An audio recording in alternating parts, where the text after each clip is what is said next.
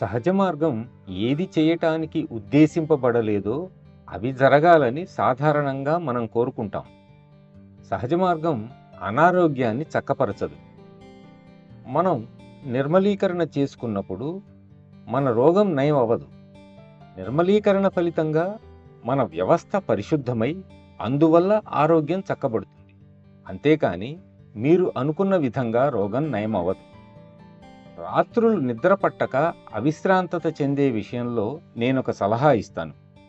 పడుకోబోయే ముందు ఒక కప్పు వేడిపాలు త్రాగి కొంతసేపు నిర్మలీకరణ చేసుకుని తరువాత నిద్రించేటప్పుడు చేసే ప్రార్థన చెప్పుకుని ప్రార్థనా వైఖరిలోనే నిద్రపోవాలి.